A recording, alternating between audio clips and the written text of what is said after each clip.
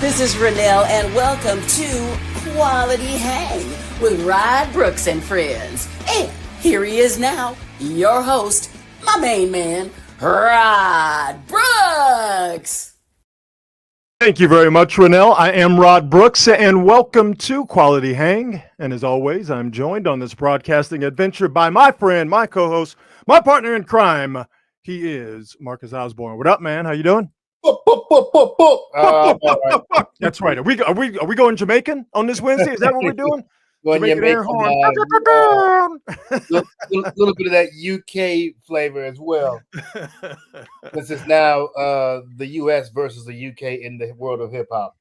I mean, hey, listen. Shout out to our brothers and sisters over there in jolly old England who are down with the hip hop game, who are in the rap game. But don't listen to what that Canadian boy told you. Okay. All right. That Canadian boy is in a spot right now where he desperately needs friends because he ain't got none in North America, or not as many as he used to have. And the people who don't like him are very vocal about how they don't like him. So he's just going to different places to try and curry favor. Doing what Kendrick said he would do. Exactly. Right. Yeah, he told you. So don't let that Canadian boy gas you up thinking that you better at spitting this hot fire than we are here in the United States. You know, the people who invented it 50 short years ago. So big ups to you over there in the UK in this rap thing. But nah. Drake, what did you say when we was kids? Don't let your friend get your ass kicked. Exactly. Hey man, I don't want MC Trevor such and such coming over here across the pond, with a head full of them lies that Drake told you, and you run up here and get done up. It'll be 1776 all over again. All right. So we just warn you, don't let that dude get your asses in trouble. All that being said, we'd like to thank our presenting sponsor, as we do at the beginning of every show, unless we take a detour slandering British rappers. Our presenting sponsor, fine folks at Hop Monk Taverns, 3 locations to choose from: Sebastopol, Sonoma, and in Novato. And at all 3 locations, they all do the same great things. Diverse menu, great food. You can't go wrong with any of the stuff on the menu. Craft beer selection is absolutely out of this world. Whatever you're into, they have it at Hop Monk.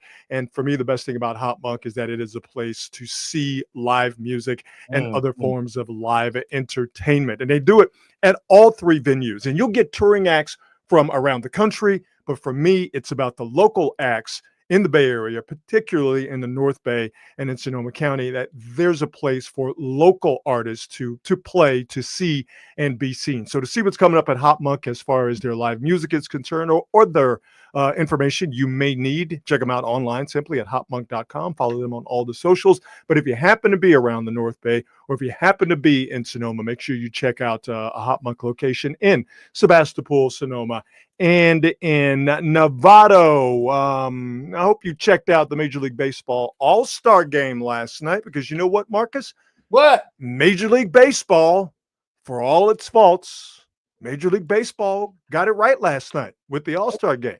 As far as I'm concerned, they got the uniforms right, going back to the players wearing their normal uniforms instead of the crap that we've been seeing and they've been trying to sell since 2019. The automated balls and strike system challenge, it worked last night. It was basically seamless. All the right calls were made, which is the most important thing, were made thanks to the challenge system. What'd you say? Were they going, let's look and see how well? I think there was one where a player got it wrong, and it was like a desperation situation for him on a strike 3. And it's like, yeah, I'll try it. The other times, the players were absolutely right, and there weren't a ton of missed balls and strikes calls.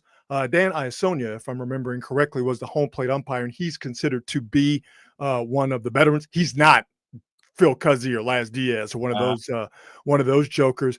But I think in terms of players, hitters particularly being reticent to use it, guys didn't seem that way. There weren't a bunch of dudes tapping their heads, which will eventually end up being the universal sign for we want to challenge it.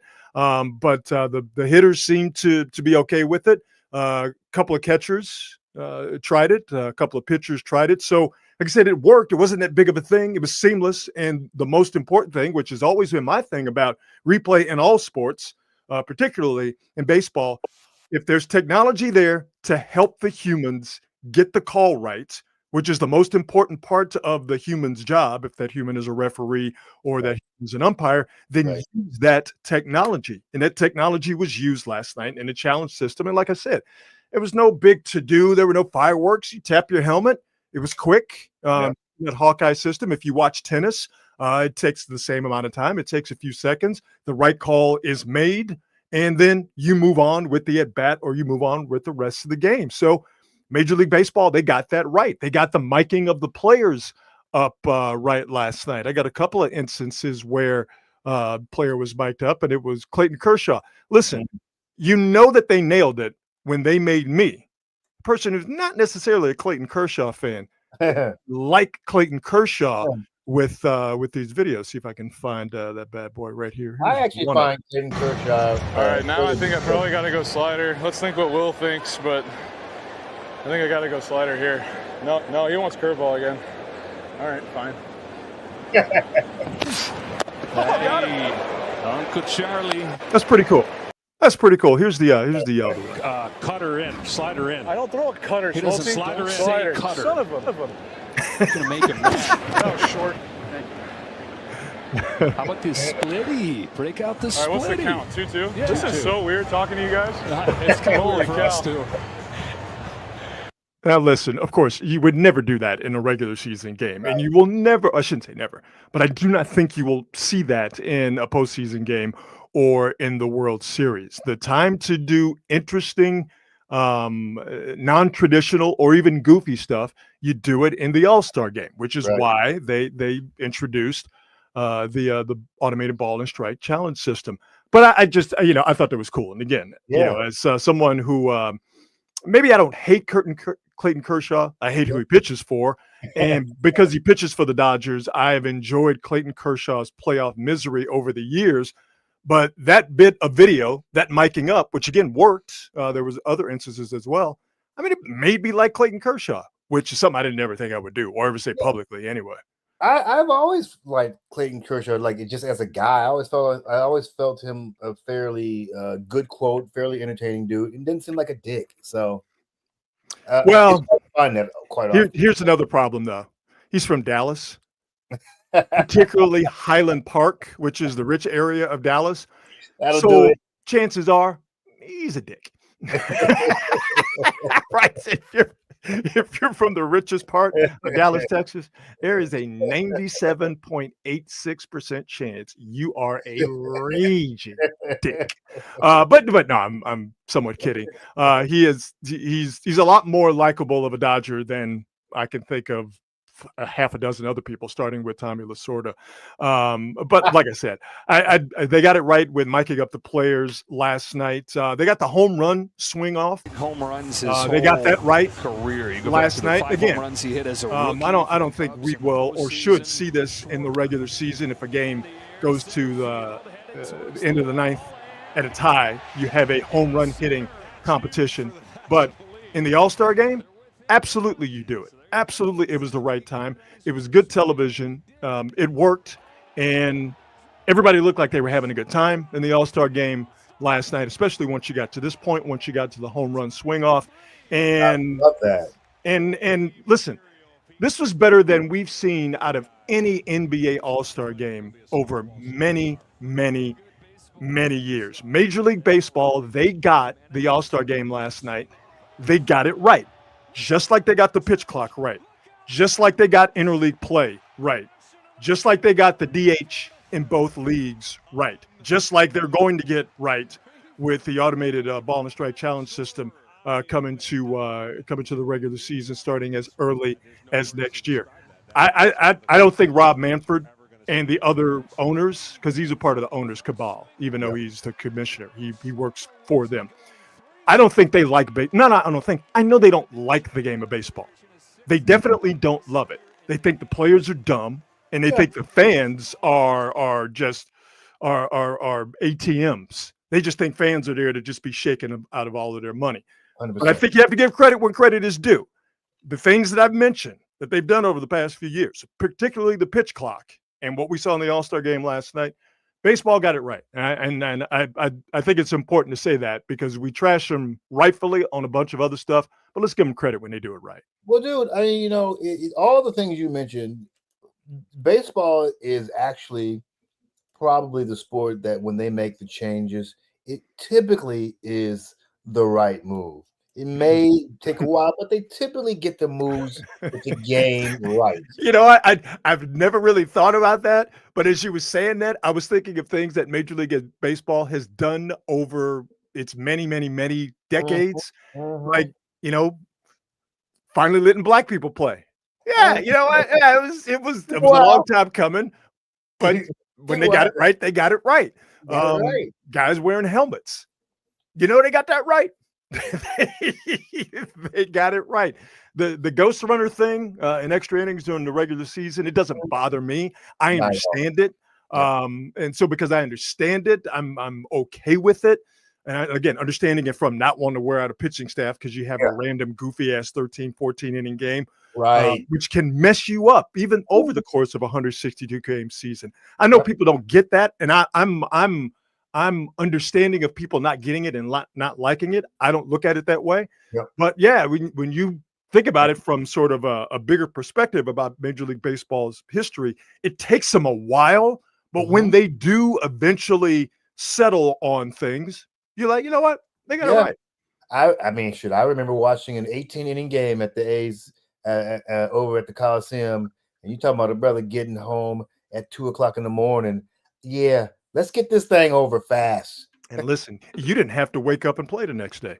That's or pitch the next day. Yeah. So I mean, I think the moral of the story, though, is what you realize is that when you rattle off that ledger of accomplishments, that ledger of things they've gotten right, hell, over the past 5 years or so, right? Yeah, it tells you a lot about where the public is on the sport, because it seems that no matter what they do, the ratings aren't getting better. People aren't watching it more, and and I know a lot of young people don't believe this. This was the sport that dominated the hearts and minds of this country, and now WNBA games are getting the same numbers as Major League Baseball games. I don't know what it's going to take, Rod. I don't even know if it can be pulled back up to. No. Well, here's the thing, and this is where I think Major League Baseball, because of the box they put themselves in, making Major League Baseball a regional sport over the past few years, and football being football, basketball growing in popularity on a global scale, and also the fragmentation of what was once very traditional media. Major League Baseball has looked and they've said, okay, because we're never going to get back to the point where you have 45 million people watching every World Series game, because we're never going to get back to the point where you have 25 million people watching an All-Star game. The ratings, I think it was a little bit less than 8 million people watched the All-Star game last night, which was down from last year. Even though, again, there was the swing off and there were other things that, like I said, I think baseball got right in the All-Star game last night. But because baseball, they know that they put themselves in this box and they're never going to be the nation's pastime or the nation's obsession, that once you got enough people in there who understood it, that's why they started doing things like, hey, we're already in trouble on television as it is. We need to speed this thing up.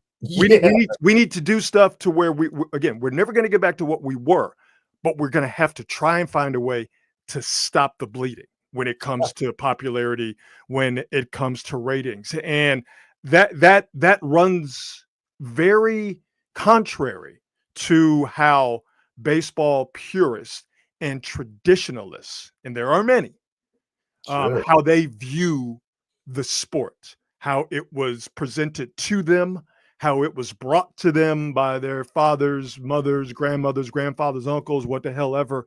Yep.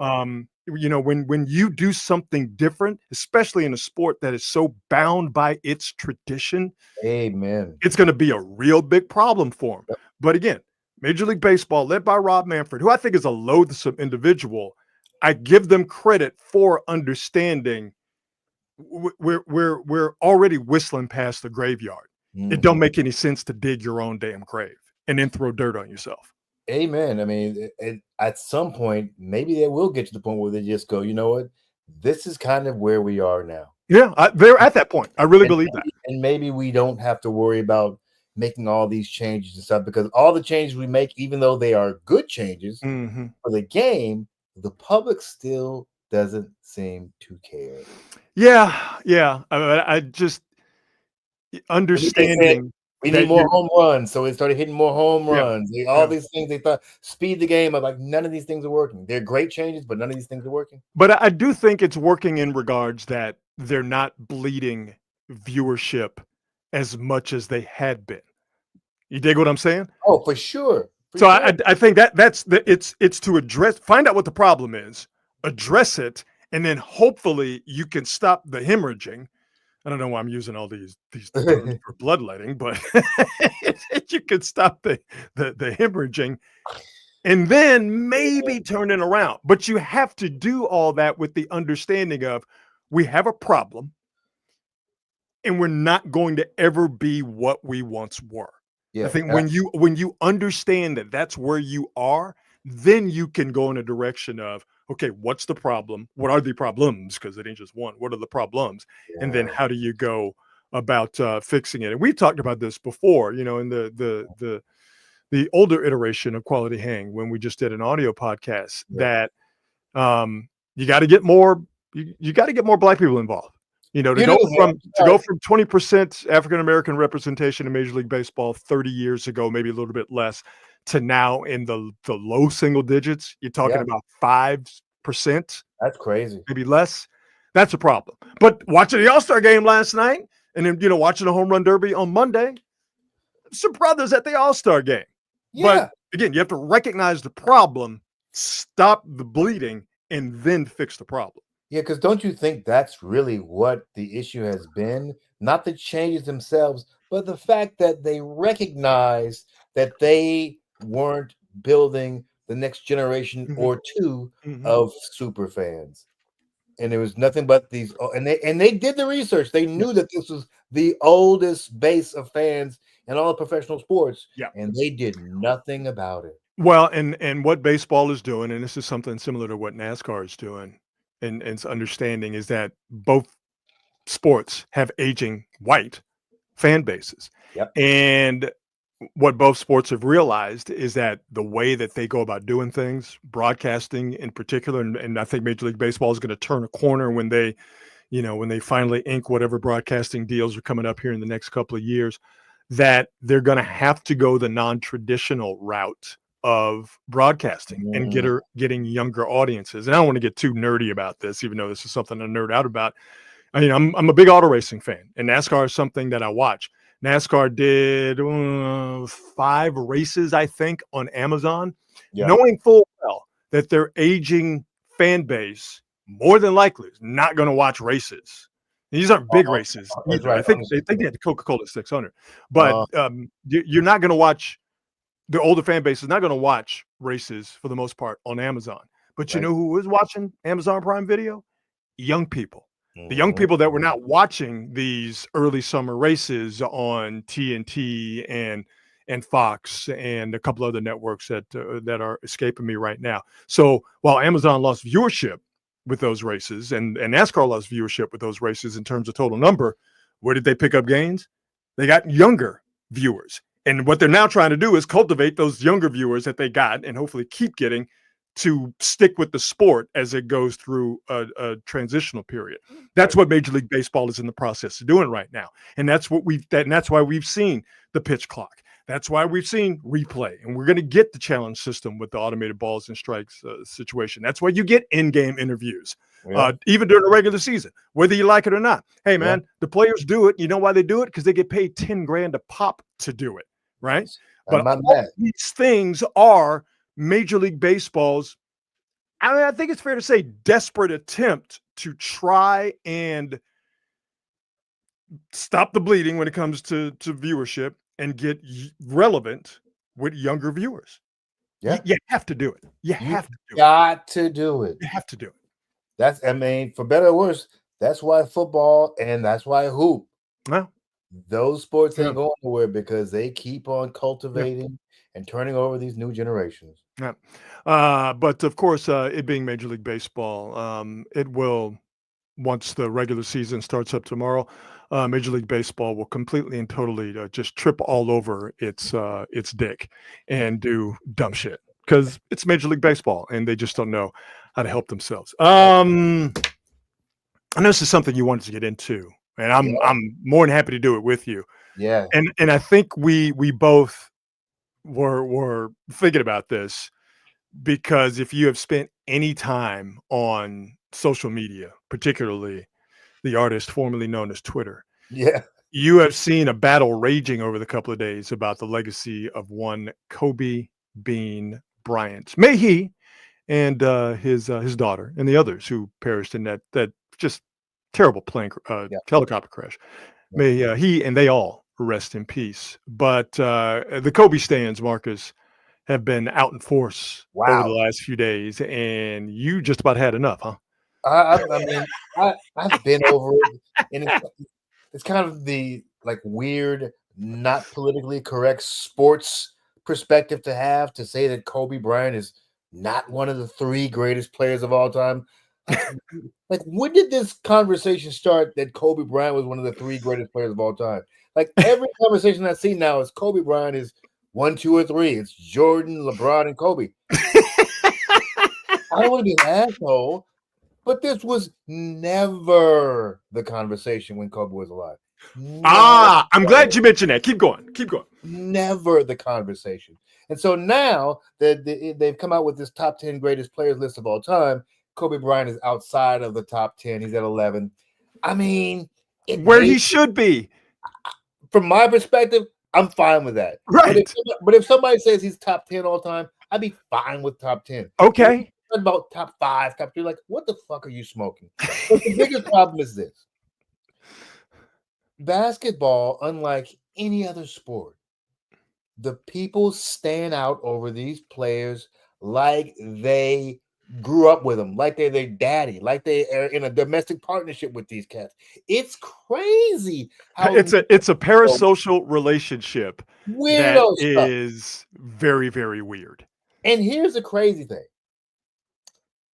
The players, because everybody always talks about, well, the players say Kobe was the greatest of all time. Yeah, the generation of players who played against Kobe, because you know what? Maybe he was one of the best players they played against. But here's the problem with all that nonsense. I shouldn't say never, but I always take the perspective of players in basketball. Mind you, I'm saying basketball because this is the sport where it's the most prevalent. This weird, myopic perspective on certain players. They are terrible judges of great players. And by that, I mean, they see Kobe as great because he's one of the greatest ISO one-on-one players of all time.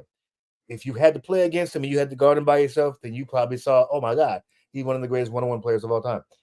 Basketball is not a one-on-one sport. It's a team sport. So to those who don't know the game, they think it's a one-on-one sport. They sure do.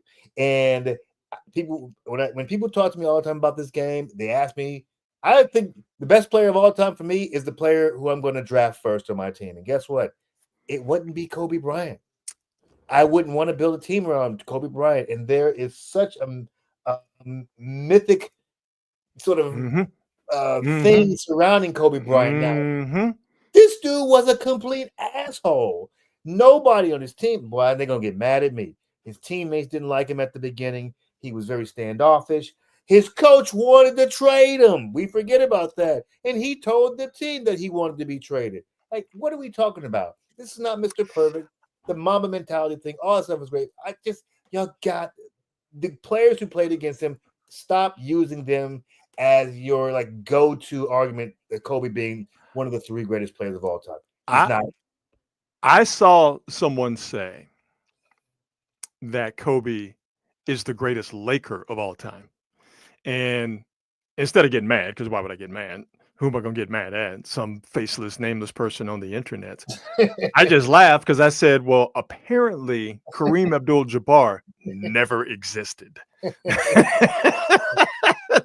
All right. Then they'll go, here's where you get them. They'll go, well, we're talking about the player who was drafted by the Lakers. Well, it ain't Kobe. I don't care how they got there. He went drafted. If your name ain't Kareem Abdul-Jabbar, you're not the greatest Laker of all time. By the way, there's a young man by the name of Magic Johnson who was there in 9 finals in a 10-year career, and he won 5 of them. Like, what are we talking about? You literally had to get past him to get a ring. There's so much that goes on with this discussion when it comes to Kobe stands, and the term parasocial relationship, it definitely fits here. Kobe is easily one of the greats, okay? Easily. But he's not even the best at his position, okay? Not even close. All right? Michael Jordan is the best 2-guard of all time, okay? Of all time. Magic Johnson is the best at his position, all right? We can have some debates if you want to, but Magic Johnson is the best at his position. Kareem Abdul-Jabbar is the greatest center of all time, okay? We can have a conversation about it if you want to. We can talk about Wilt. We can talk about Prime Shaq. That's cool. Shaq, talk about King. Talk about any of these guys. Tim Duncan is the greatest at his position, okay? Yes. My biggest problem with Kobe has always been that he's a derivative of Michael Jordan, okay? And understanding that great players influence others, and obviously understanding that Jordan influenced a generation of players, but Kobe clearly took it to an extreme level and did a flat out imitation of him. And it sort of reminds me of the folks who thought that they could be like Bill Belichick, being just a grumpy, grouchy asshole, and being dismissive to players and being mean to the media, and because it's like you try to take the good parts, and then you end up sort of highlighting all the bad stuff. You know what I mean? And Kobe took the good parts from Mike. Yep. But then he also kind of highlighted all the bad shit. You know what I mean, too. You got it. And it always bugged me. And it's just, this is a Rod Brooks issue. It always bugged me that he was just doing a Michael Jordan imitation. Yeah. I can't call you an all-time great if you're imitating an all-time great. If that's your get down, right? I find that to be weird. As for players, Kobe's contemporaries saying that he's the great. Players are always unreliable narrators, okay? They have an inflated sense of themselves. Yeah. Right? To go along with their inflated sense of other things in their sphere. Listen, if you played against them and you saw that greatness and you felt Kobe's fury, or Kobe busted your ass 1, 2, or dozens of times, it's understand that you're going to be biased. That you're going to be, hey man, Kobe. I mean, I don't know how Jalen Rose feels about Kobe and is he the greatest of all time or whatever, but Jalen Rose got a good part of that. What was it? 81 points that Kobe dropped in that one game. Mm-hmm. Hey man, I wouldn't blame if Jalen Rose said, who's the greatest player of all time? Kobe. Because Kobe got me for the vast majority of his 81 points that he scored in a single game. So, but I'm like I said, if you see that greatness and you feel that greatness, or that greatness is thrust upon you, you're going to elevate that player's status. Yep. But I think the bigger thing, especially when it comes to fans of Kobe, Kobe's sudden death and the shocking nature of it elevated him to this level of sainthood. And because he's not here to answer for any of this, if he chose to, or he's not here to even push back, it's easier to say what Kobe was and diminish what he wasn't when he's not around. Yeah. You know what I mean? Yeah. I don't know. I really don't know if people would be talking this oddly about Kobe if he were still alive. And there seems to be, because again, Kobe's death was so, I mean, it's shocking and sudden to me. I mean, it was sad. We You know, still and again, feel it. yeah, and I'm not a Kobe fan. I respect what he did, but I'm Yeah. not necessarily a fan. And his death even affected me, just the tragic nature of it, you know, with his daughter and the other people. And, you know, they were, even though it was a helicopter ride, they were just, they Yeah. were going to a basketball practice, right? I mean, it resonated with me and a lot of people. But I think because he died so unexpectedly and so tragically and so suddenly, it elevated him to the sainthood in a lot of people's minds, and they felt Yeah. the need to protect Yes. his legacy when Yes. ultimately Kobe's legacy and his greatness, because he Yes. is great, it doesn't need protecting. It What was he cemented the day he retired. exactly what he did, all that good, all that great, and some of the bad, like he quitting on his team. Like he got a game where he didn't shoot in a half. That happened. Like You know can't what say- I mean? Like all that good and some of that bad, that doesn't need to be protected Right. by odd people on the internet or former players who happen to play against him. I just find that to be weird. Absolutely. And it's such a weirdo thing to like. Right. I feel like any critique of Kobe Bryant, if it isn't complete glazing, they see it as disrespect. Even if you're telling the truth about him as a player, it's disrespect. I can't believe all the Kobe disrespect. Why? You're trying to tell me he's one of the 2 or 3 greatest players of all time, but he wasn't better than Shaquille O'Neal. And if you sit here and try to debate that with me, we're going to have a problem. Because prime Shaq and prime Kobe, they ain't a human being on the planet that's taking him over Shaq. I don't know this, obviously, what I'm about to say, but I feel it in my bones. I feel it in my plums. That if Kobe were still with us, even he would say, yo, I'm not the greatest Laker of all time. I'm not the greatest at my position. I'm one of the greats. Sure. But top 3?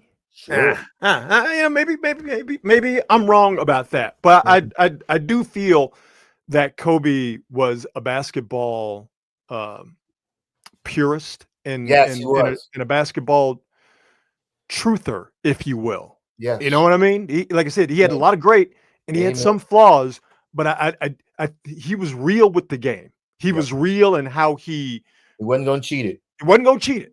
He wasn't going to cheat it. And mad respect to that. There's a lot of dudes, James Harden, I'm looking directly at you. There's a lot of dudes who cheat the game. He didn't do that. And that is to be respected until the sun burns out. I would like to think that even Kobe, if he were here with us, would push back on some of this crazy stuff that's being said about his legacy.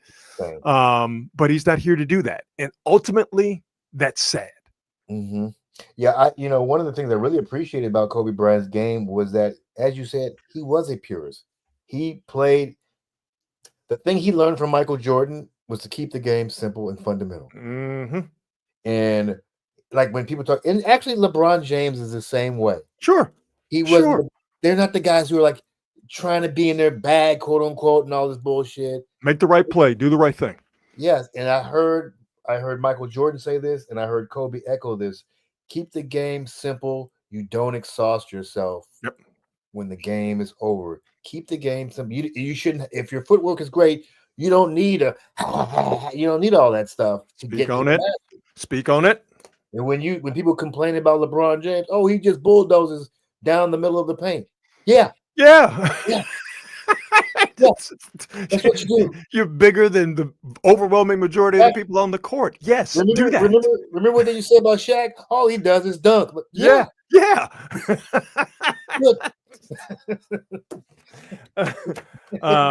It's parasocial relationships with people who are alive that you're never going to interact with and don't need your standum. I just made up a new word, but you know what I'm talking about. That's weird. A parasocial relationship with someone who is no longer with us is extra weird, and that's the stuff that's going on with Kobe. And listen, if you take it as disrespect that someone would dare say, with facts backing them up, Yeah.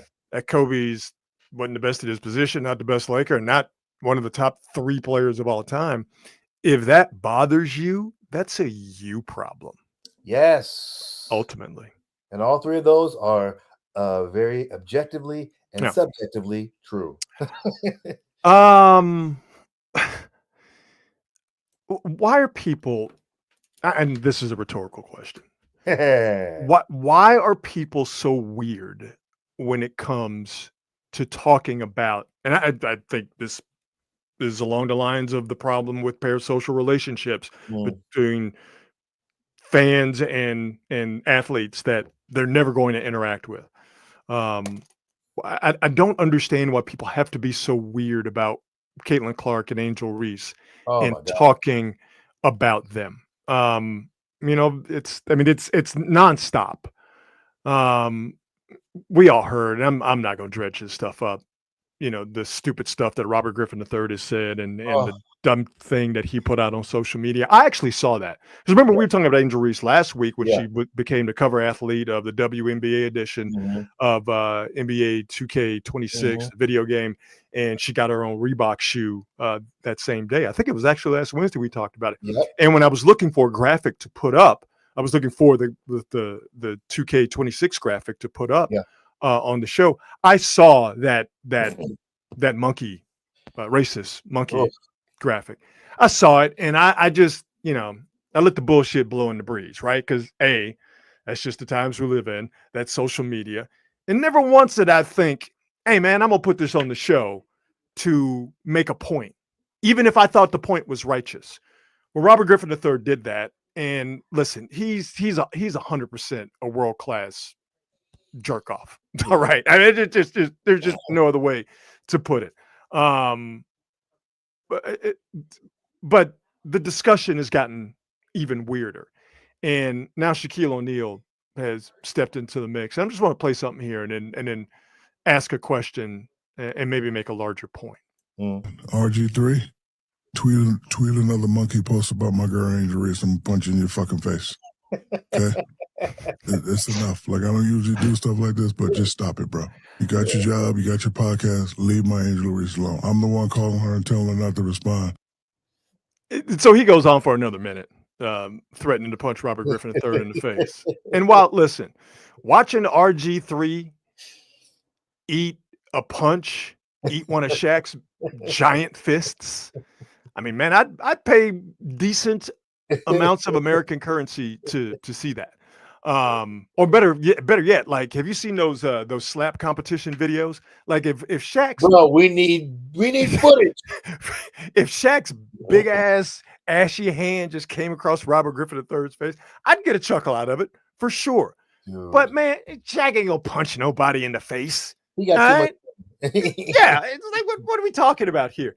And by the way, Robert Griffin wouldn't let him. He would run screaming by the time. Yeah, he wouldn't catch him. Right, it would never happen.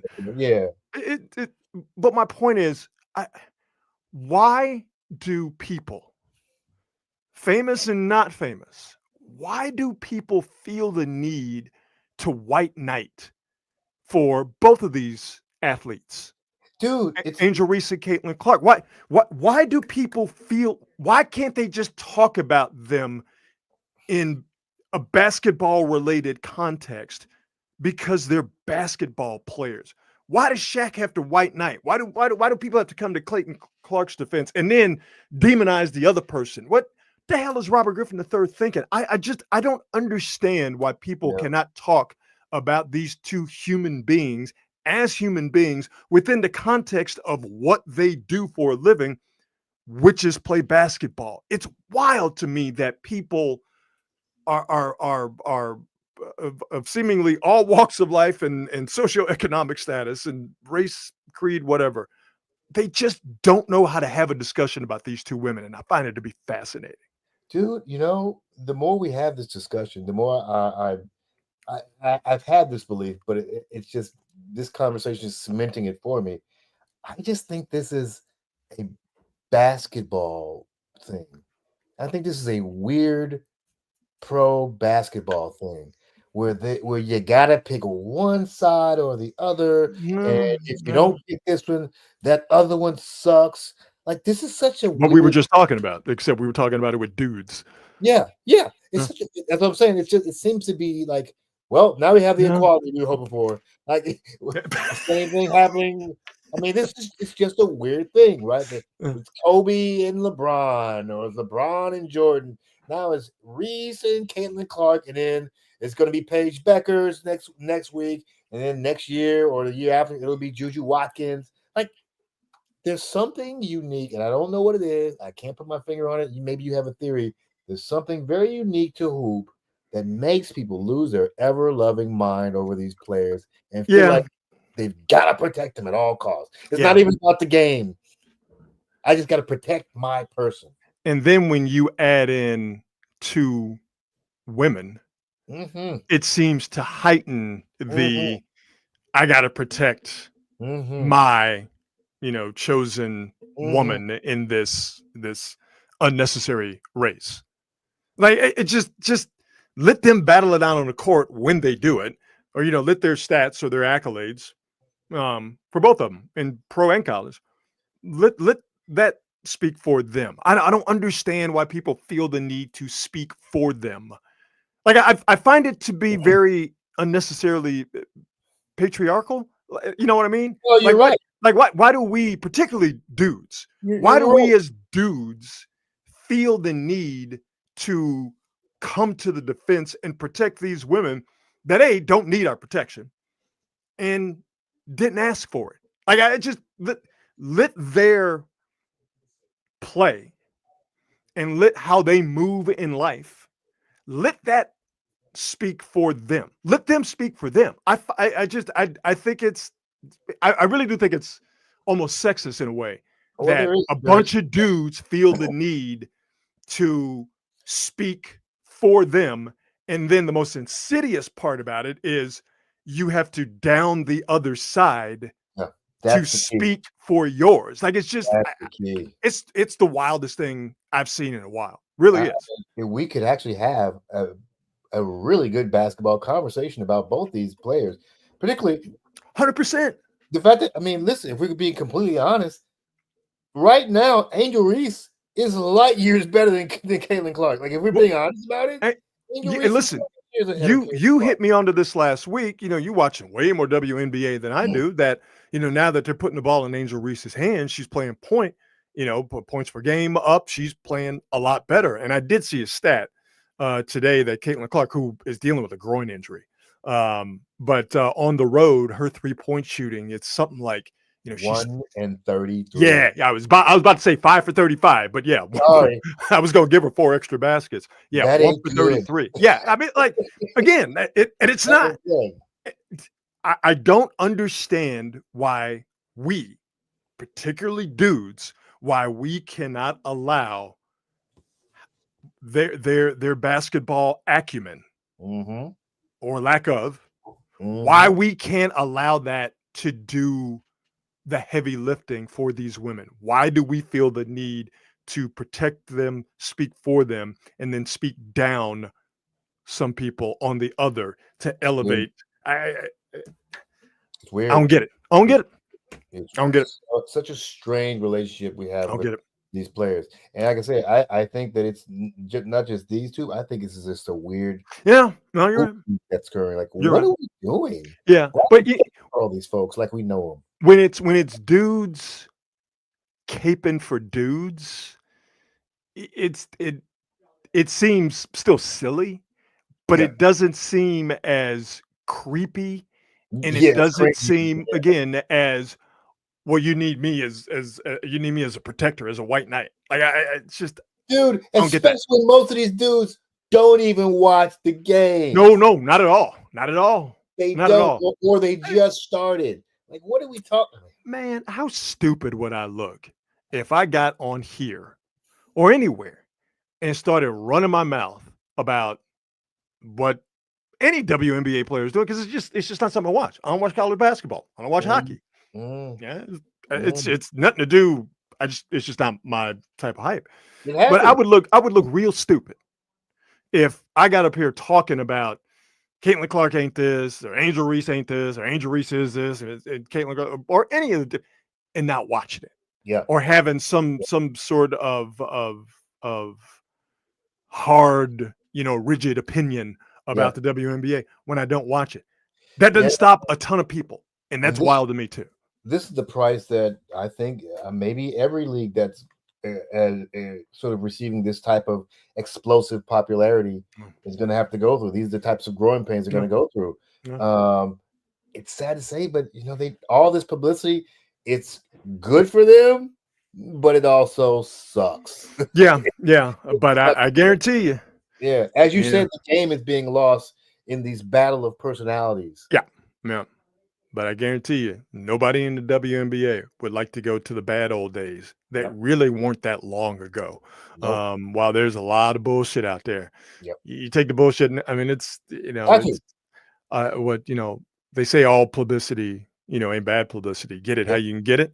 Yep. I think that the WNBA is kind of like that. It's like you gotta accept it because people are talking about your league. They're excited about it. Games are selling out. Ratings are crazy. Good. Now it's up to you to change the narrative. I hate saying that because it's so overused, but also sort of change the focus of the audience to the game and not just the personality. Can we just stop being weird about Reese, about Clark, and just stop being weird about the WNBA? Yep. It's a basketball league where basketball is being played by women. It's just basketball. Yep. It's just hoop. We don't have to be weird about it. It's just basketball. It really is that simple. Relax. Stop being. Yeah, exactly. Relax. But dogs here, etc. But it's crazy. Moving on. I'm not an award show guy. I'm not a big fan of watching industries. Let's just say self-congratulate themselves for 3 hours. But the ESPYs are tonight, and comedian Shane Gillis is hosting the ESPYs, and in his monologue, he got off some pretty good jokes. I'll play a couple here. SGA is here. Give it up for SGA. Hell yeah, bro. And now everybody sitting around him is in foul trouble. Pretty good. That's pretty good. He got one off on the president of the United States. To stage a UFC fight on the White House lawn. The last time he staged a fight in D.C., Mike Pence almost died. All right. You don't have to do that. It was fine. I didn't write it. Actually, there was supposed to be an Epstein joke here, but as it got deleted. Hey-yo. Must have probably deleted itself, right?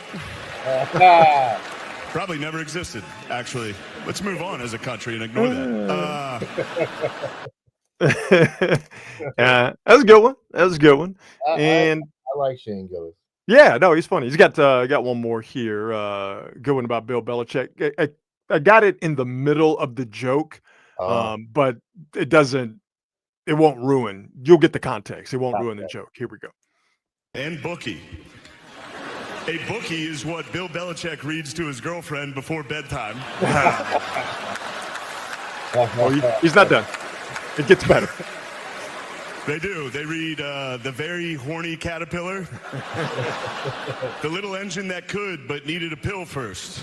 And of course, the classic Goodnight Boobs. Right. Nicely done. They're pretty good. Nicely done. I like Shane Gillis. I think he's funny. Yeah, I think he's one of the few really right wing comics that I think is pretty hilarious. No. Got a great show on Netflix called Tired. I've heard about it. It's. I just wish I had the time to sit down and watch it, but I've heard it's pretty damn funny. Yeah. Good stuff. Let's get to some miscellany here. The Niners signed their last draft pick, and by the looks of this photo, their biggest draft pick, second round pick, defensive tackle Alfred Collins. That is a large human being. Mm. So the Niners have all of their draft picks in the fold as the rookies, which of course Alfred Collins is one of them. The rookies report to camp tomorrow. Oh, is it tomorrow? Is it today? I think it might have been today, but rookies are in camp. And the veterans come next week. So Niners camp is about to start. And the only intrigue drama left is what we talked about on Monday. Jauan Jennings, through his representation, saying that he would like a new deal or he would like to be traded. Jauan Jennings is expected to show up at camp next week with the rest of the veterans on the 22nd. So there will be no holdout, but will there be a hold in like we saw with Brandon Ayuk, where he was in camp, but he didn't participate? Who knows? But like I said on Monday, I believe the situation is going to get resolved. I think they're going to bump him up to about $12 million a year, throw some incentives at him, and then keep it moving, because there's really not anywhere for him to go trade wise. There's not going to be a robust market for Jauan Jennings, and the Niners wide receiver situation right now is suboptimal at best. He right now is their best wide receiver coming off of his best year. So I think the Niners, Marcus, will find a way to get Jauan Jennings in the mix, and all of the players that are healthy and all that are draft picks, along with Alfred Collins, who signed today, will be in camp when it gets going next week. Yeah, I mean, I don't listen. The 49ers always get these things worked out. You just kind of hope that we be past this sort of dramatic preseason crap after a while. That's bullshit, I believe it's called. Yeah. I believe that's how they say it in Italy. Le bullshit. So, but it still makes Niner fans nervous. It just that's all it is. But let's marvel here at the size of Alfred Collins. That is a big dude. How tall is he? I mean, he's 6'5", 6'6". He might even be a little bit taller than that. He's the NFL player I can think of is somebody who's 6'7". Yeah, he's a big dude on that defensive line where the Niners needed to get fortified, and they did that definitely during the draft. And that's definitely going to be a unit that will be watched in camp in the preseason and obviously going into the regular season. Bradley Beal is going to join the Clippers once his buyout from the Phoenix Suns is complete. So Bradley Beal will join James Harden and Kawhi Leonard, and that will be the Clippers triumvirate that they will once again have an intriguing regular season and then completely and totally flame out in the playoffs. The Clippers will clip, and you add Bradley Beal, I say to that, all right. Yeah, I mean, okay. Okay. Does this move the needle with anybody? Anybody? Anybody? Not me. I don't think it moves it with you. I'm just gonna. I mean, Bradley Beal. What are we talking about here? Hey, man, listen. He's Bradley Beal. Like I hate to say it, but he's Bradley. No, you're 100% correct. Don't hate to say it. Say it with your chest. You are 100% correct. It's Bradley Blanken Beal. This ain't scary. What has he done in the last 5 years? Like it ain't bothering the Thunder. It ain't bothering the Nuggets. No. It ain't bothering the Rockets. Not a bit. Bradley Beal, I mean, listen, Bradley Beal ain't bothering the Warriors. There are other guys on that Clipper squad that bother the Warriors. Bradley Beal ain't going to be one of them. And unless we have some miraculous turn back the clock situation with Bradley Beal, it will be nothing. Like we talk about the Warriors having some old dudes. Look at that Clippers team. Yeah. Them ain't spring chickens. Yeah. And you got that one guy on the left who don't give a shit when you need him to give a shit at the times where giving a shit is absolutely and totally necessary and mandatory. I just don't think that YN, Anthony Edwards, and some of you know what YN stands for. I don't think that he, when he gets his Bradley Beal news, I don't think he's going to go, oh, shit, they got Bradley Beal? Oh, I better get in the gym. I don't. It's okay. All right, Clippers. By the way, clip away. I'm looking at this trio. I mean, is Kawhi going to play? Is Bradley Beal going to play? Like, we don't even know if these dudes are going to play this season. you don't know how much Kawhi is going to play. You Yeah. don't know how much Beal is going to play, No, and you you don't. don't know how much James Harden's going to care. Yeah. That's a bad combination. Now, listen, when they write, at least with the two cats in the back, with Kawhi and James Harden, when they write physically and mentally, they're problems. Yeah. The problem is when they write. Yeah. All right. Yeah. That's a big win. And when was the last time that was? I can't remember. That's how long ago it was. So there you go with various miscellany. Yay. On this date, July 16th. On this date, July 16th, back in 1969, Apollo 11 lifted off.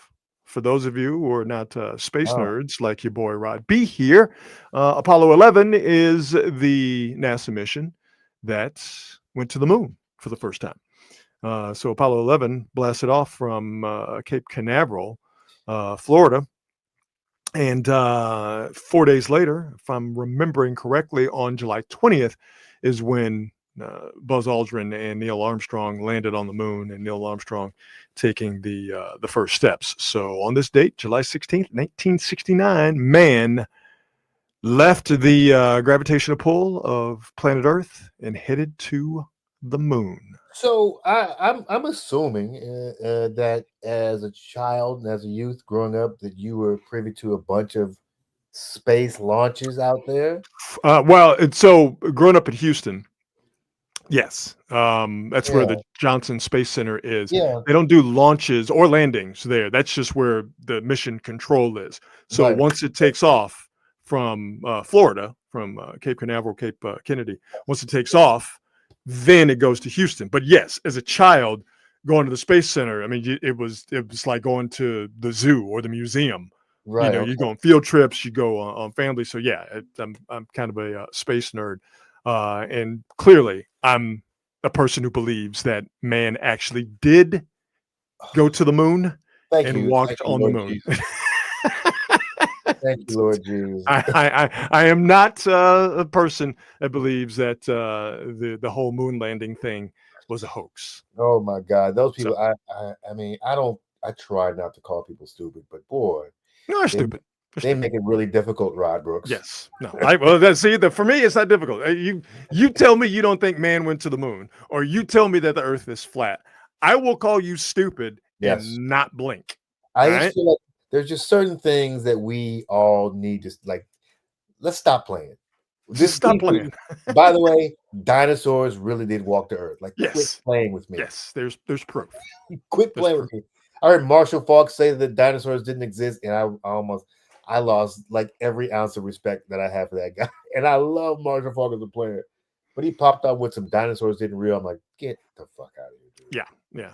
So I saw Jurassic Park. That should happen. Man went to the moon. All right. Yes. I've seen the vehicles that took man to the moon and met people that went to the moon. And listen, I understand that our distrust in governmental institutions is at an all-time low.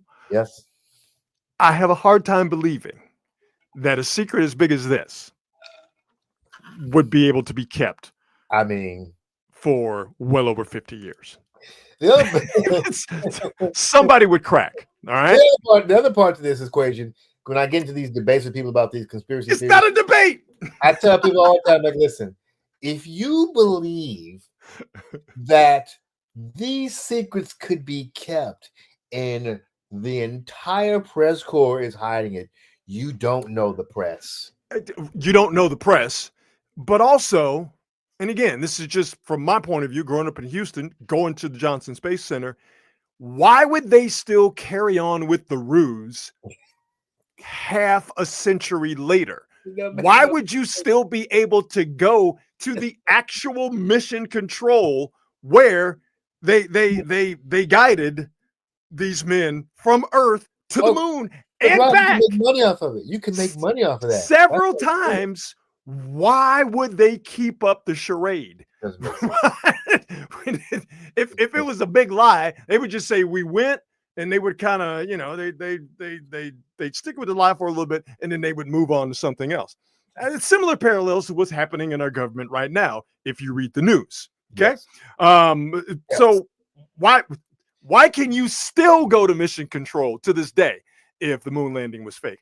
Why am I still having this conversation? As you can tell, it gets me somewhat excited. It's ridiculous. I'm like, dude, you know that if this was real, anybody in the press would love to have that story. They could not keep the biggest story in human history. In human history. Yeah. Like, I've seen moon rocks. Like, what are we talking about here? Stop it. So yes, Apollo 11 launched on this day, 1969, and man walked on the moon 4 days later on July 20th. Not a happy on this date, July 16th. Not a happy one because we lost Biz Markie on this day, man. Back in 2021, Biz Markie passed away at the age of 57 back in 2021, man. Love Biz Markie. Love it, man. Really, really, really sad passing just because he kind of died like in a really, really bad financial situation. Life had not been great to him. Yeah. Even though he is one of hip hop's greatest pioneers. Everybody loved Biz, baby. Everybody loved that dude. Oh man, really sad. Yeah, his health wasn't great.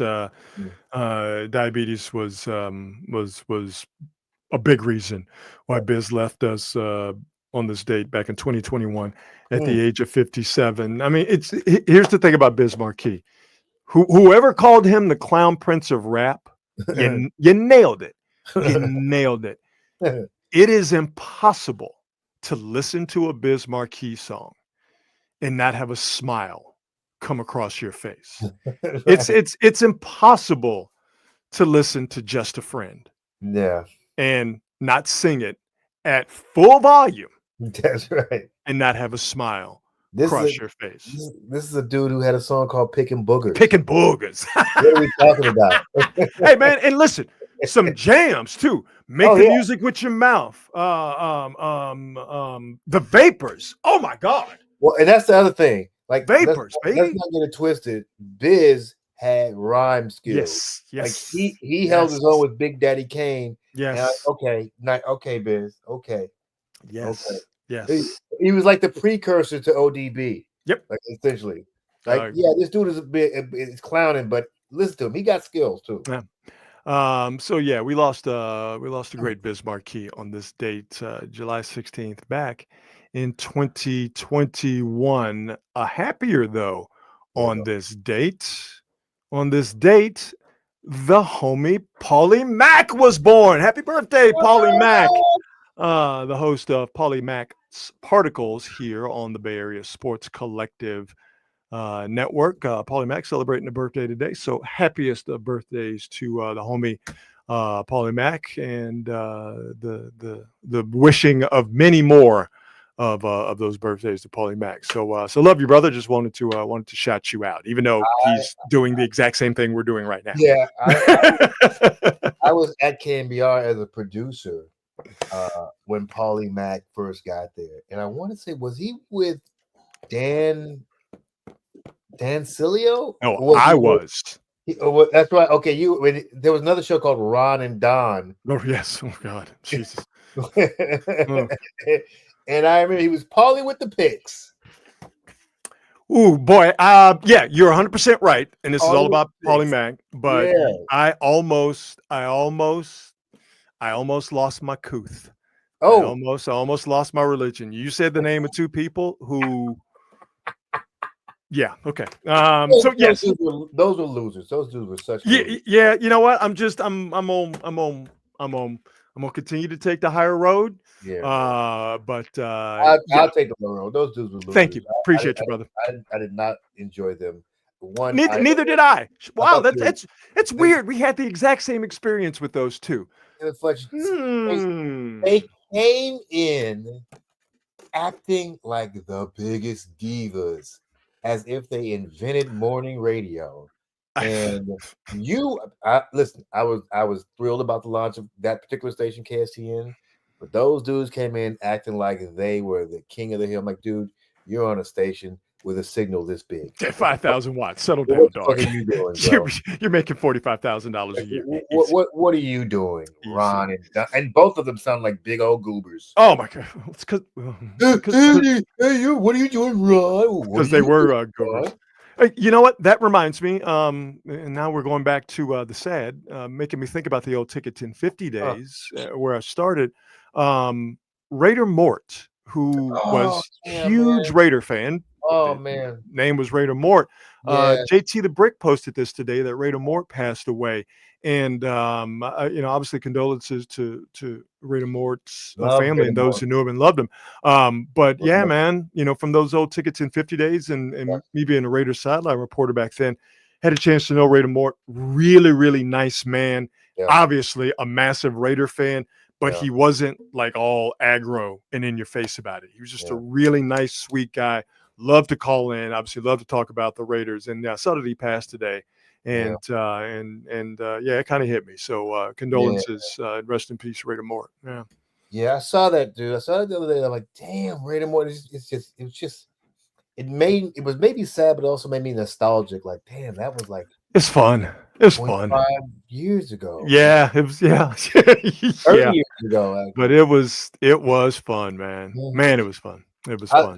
You say what you want about the Raider fans, but I personally, I had a blast. Yeah, there was some interesting people and some people who took it and still take it just a little too seriously. Yeah.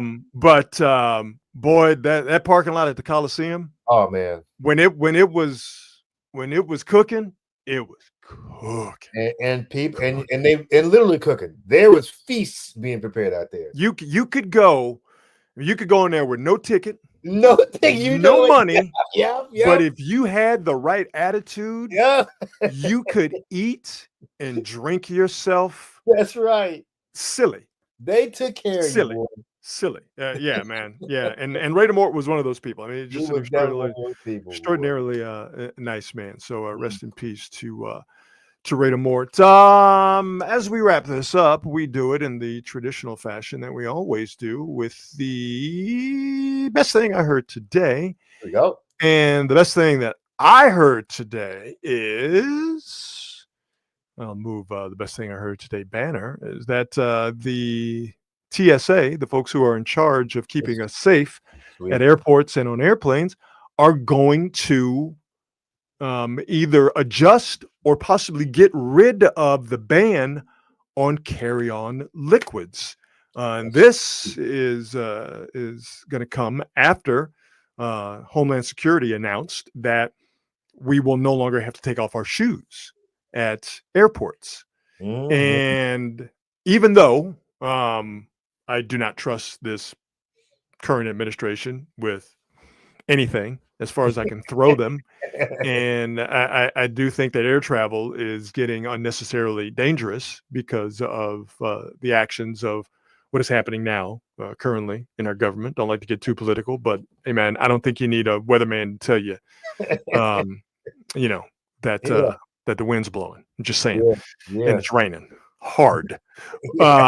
So while I do think these people don't have our best interests, which is when it comes to air travel, safety, they don't have it, they don't have our best interest at heart. I will say this.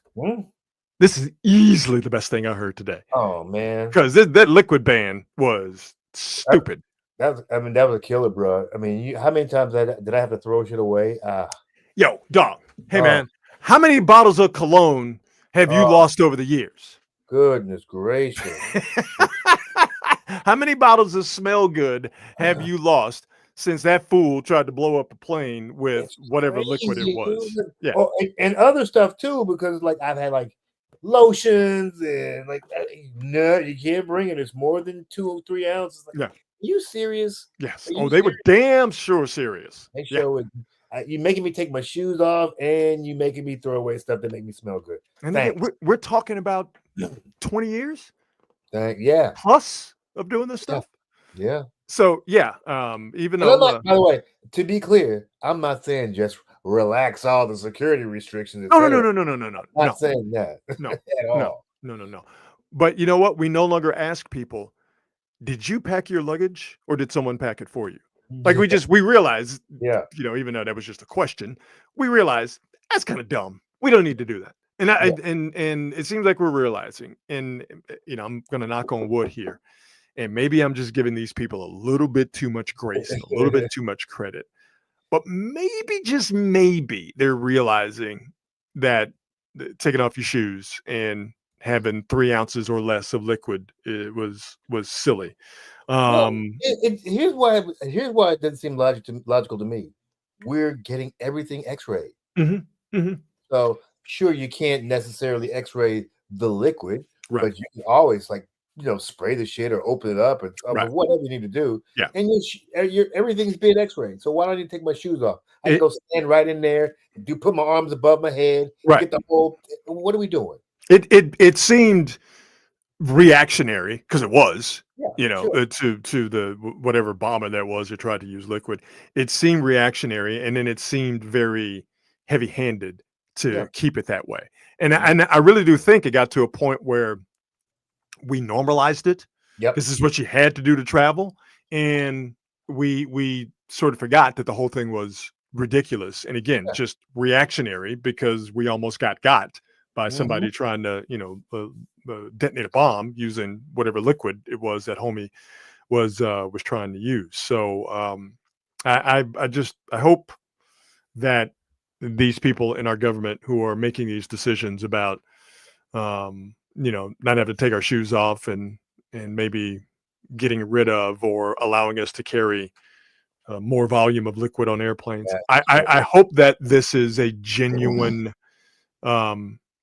helpful step for the American public, and not just something to save face because a certain person's client list is magically no longer a part of the the zeitgeist. You know what I mean? I really hope that this is not a diversionary tactic. So I'm going to trust in a higher power and just celebrate the fact that it looks like we're not going to have to take our shoes off, or we're not going to have to dump out our liquids at airports anymore here in the not too distant future. And as far as I'm concerned, hopefully that didn't kill us, because that's the best thing I heard today.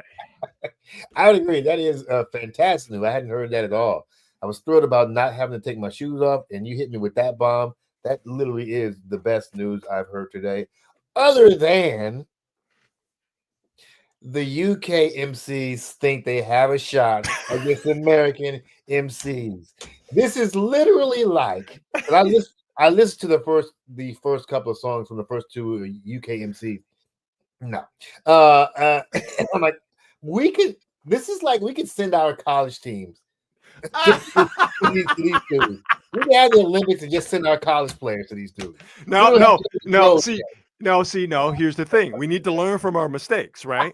We thought we could just keep sending college teams, and then the other countries start running pros, and the next thing you know, we was ass out in the Olympics. We didn't have no gold medal. So what did we do? We sent our absolute best, and we keep sending our best, and we keep winning them gold medals, even though the margin is shrinking, as we saw. If it weren't for Steph's heroics, France might have won the gold medal. Either way, because we got a Steph, like we got a Kendrick Lamar, all right, we still the best at this basketball and this rap thing. So listen, MCT and Crumpets, I don't want you getting no ideas because that Canadian boy gassed you up, because he needs some friends saying UK rappers are better than American rappers, because don't make us send our rap dream team, man, look, to your spot. We already got clear your route. Okay. We could pull some Hall of Famers off the shelf if we want. We can get Jay-Z and send them on out there if we wanted to. We could pull 3 stacks and send them out there if you want to. Hey, don't make us send Nas and Jay-Z and LL. What you want? What do you want? Don't make us do that, because we'll do it. Want? Okay, so stay in your lane. All right, MC Foggy London Town. Stay in your lane. Okay, keep working on your craft. That's don't right. let that Canadian Westminster. Okay. All right. Okay. Young Wimbledon. Don't get yourself hurt with this rap shit. Okay. because we got some dudes right now who are about it. Okay. Quit it. All right. We'll send Kendrick and Clips over there, and it'll be a rapidy rap. Right. Dude, we'll send Short over there and just kill him to death with these. We'll send Short over there, and he will call the entire royal family bitches. That's right. Okay. One word and it's over. It's just over. We'll send Short over there. He will walk up to Duchess Kate or whatever they're calling her and just hit her with the bitch. It's a wrap at that point. Then like we take over your country. So don't. Yeah. We've been known to do these things, so don't mess with us. Exactly, especially the way we're feeling right now. Like we need victories over here, and if we have to pick a fight we can win, which is United States rappers versus English rappers. Stop it. Don't make us do it. Like we will pad our stats. We will 100% do that. This is their big guy, Skepta. He hit him with a line. He said, my man over here rapping like he went to Harvard. I'm like, oh, this is supposed to be, that's your punchline? That's what you're killing him with? Rapping like he went to Harvard? Boo. Get out of here. Get out of here. And DC just said, just send one legend over there to be like Thanos versus the Avengers. Well played. Well played. Just send JC over there. Yeah. Let's send Hove over and it's over.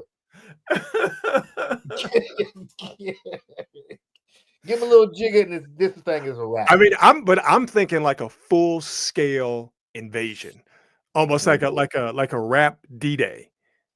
Like we send like Public Enemy gets back over there, Ice-T, gets over there. These young cats, we got right now. That's like we'll let them think like it's all Jello and Sexy Red and all that, and then we bring the heavy hitters. They won't know what hit them.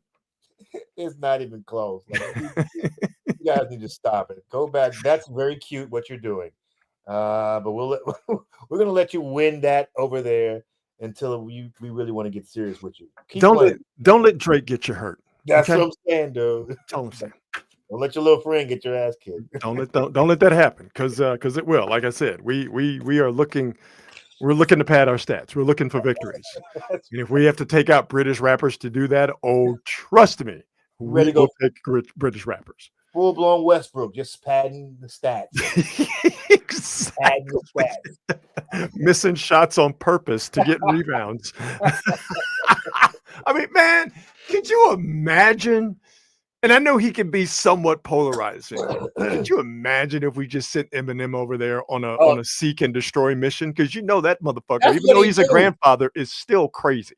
That's what he do. That's what he does. That's right. what he do. Oh my God. Made a movie about it. Exactly. Won an Academy Award about it. Released the song anyway.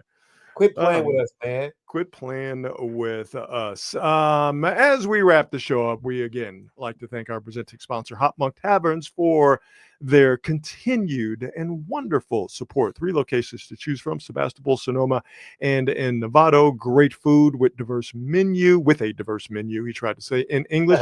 Fantastic craft beer selection with a full bar at all 3 locations, and live music is what they do best. It is Hop Monk's specialty.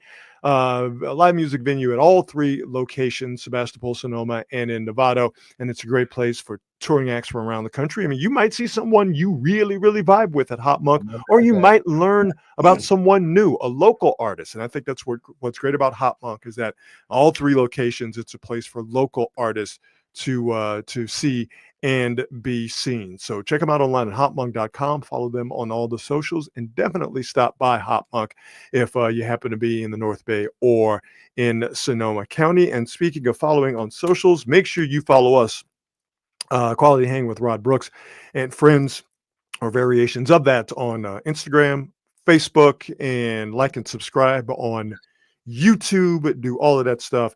As also like and subscribe the Bay Area Sports Collective's channel on YouTube, as we continue our quest for world domination. So amen. Do that for us, will you please?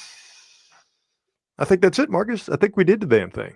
Good show, brother. I Good think show. we did it. We will see you all on Friday. And as always, we end the show by saying, be good and be good at it. We'll see you. Bye.